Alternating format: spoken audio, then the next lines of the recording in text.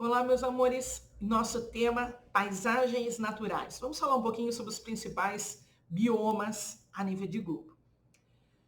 Lembrando que as vegetações, elas são reflexo da estrutura de relevo, tipo de solo, caracterizações climáticas, índice de umidade, de chuva. Então, nós vamos ter vários fatores que determinam a vegetação de um lugar. Vegetação das áreas polares. A tundra. As regiões polares são regiões de extremo rigor térmico. Estamos com ventos que passam de 300 quilômetros por hora. Para terem uma noção, nós vamos ter tornados com menos que isso, 150 quilômetros por hora. O último ciclone que nós tivemos atingindo Santa Catarina, ele alcançou 140 quilômetros por hora e foi devastador. Aqui eu estou falando de ventos com 300 quilômetros por hora. Seria um ciclone F3. As temperaturas podem estar abaixo de 90 graus. É muito frio. Alguns territórios, como por exemplo Yakutsk, na Sibéria, se tiver com 54 graus, não tem atividade ao ar livre. Não tem aula, não tem trabalho, porque as pessoas podem morrer de hipotermia. Então, estamos falando de uma região de extremo rigor térmico.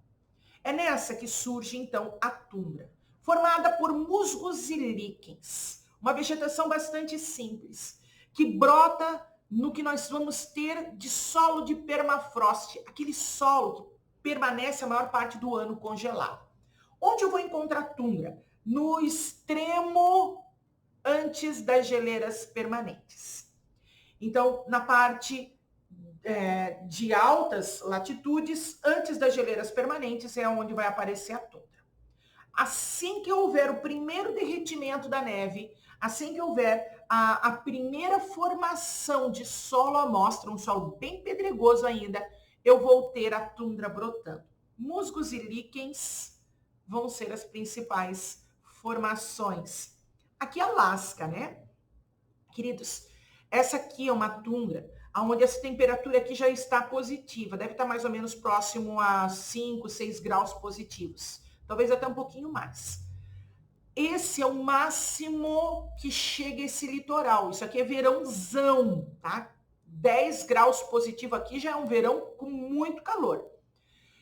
Nessa área onde o solo aparece, é o que nós chamamos de solo de permafrost, que é um solo que passou boa parte do tempo congelado, e começou a brotar os musgos, começou a brotar os líquens, ela pode chegar a uma altura até um pouco maior que isso. Pode até apresentar alguns arbustos.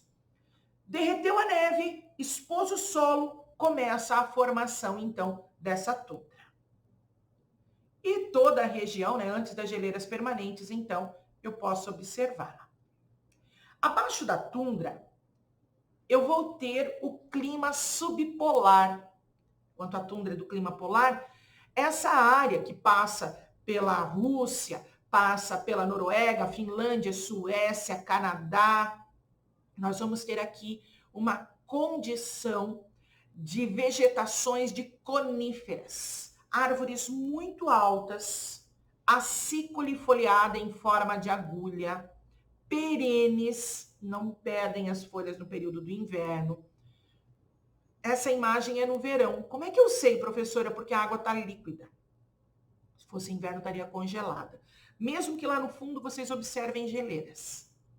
Então aqui eu vou ter uma vegetação constituída por uma ou duas espécies de árvores.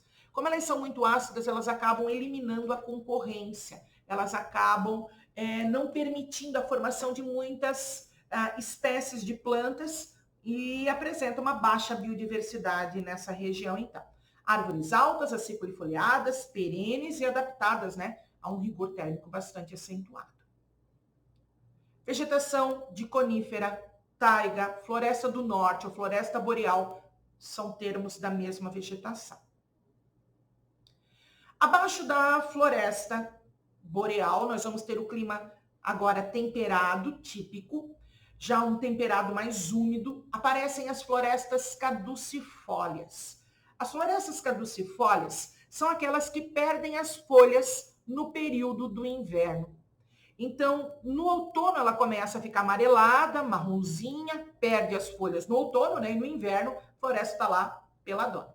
Todas essas imagens que eu estou mostrando são do período do outono, porque no período do verão ela é verde, no período da primavera ela é florida e no período do inverno ela não apresenta folha alguma. Então ela perde essas folhas adaptando ao rigor térmico, né? Cerejeira seria um exemplo dessa vegetação. Muito comum no clima temperado, muito comum. Aqui é o temperado típico, que é o temperado oceânico, com já uma presença um pouco maior de variedade de espécies. Quanto mais quente for, maior a variedade, né? E quanto mais úmido. As estepes formam uma vegetação de transição. Aqui o bioma vai ser frio e seco. É uma vegetação associada a espaços entre cordilheiras, entre climas. Eu tenho as estepes como uma vegetação rasteira, muitas vezes servindo, né, a formações de solos férteis, porque ela congela no período do inverno, na primavera isso derrete, formando humus. O solo de terra negra, entre Ucrânia e Rússia, é de formação do congelamento dessas estepes. As pradarias, elas já apresentam um índice um pouco maior de umidade. Aqui nós vamos ter várias formações também rasteiras, mas ricas em pastagem natural, por isso muitos rebanhos são criados tanto nas pradarias canadenses, estadunidenses ou nos pampas brasileiros, para aproveitar essa pastagem natural. Então a diferença entre as estepes e as pradarias é o índice de umidade. No Brasil e no mundo nós utilizamos essa vegetação para agropecuária. Vegetação mediterrânea, litoral da Califórnia, sul da África do Sul e toda a área do mar Mediterrâneo, seja norte da África ou Europa, parte sul, vai apresentar uma vegetação formada por maquis e garrigues. Ela é parecida com a vegetação subtropical, tá, queridos? Ela tem aqui índice de chuvas, mas essas chuvas vão pegar principalmente o período nosso, nesse caso aqui, de inverno. Maquis, garrigues são arbustos retorcidos, chuvosos, né? A nossa vegetação de praia. Também chamada de vegetação de chaparral. Aqui eu já tenho uma umidade maior e também tenho índices de calor. Os biomas mais importantes em biodiversidade do globo estão na faixa tropical. Aqui eu vou ter as florestas pluviais, que são florestas muito ricas em espécies biodiversas, muito adaptado à umidade, higrófilas, perenes, não perdem as folhinhas no período do inverno, e latifoliadas, as folhas são largas. As florestas mais importantes do mundo estão nessa região de clima tropical equatorial, né? Aqui é o tropical úmido.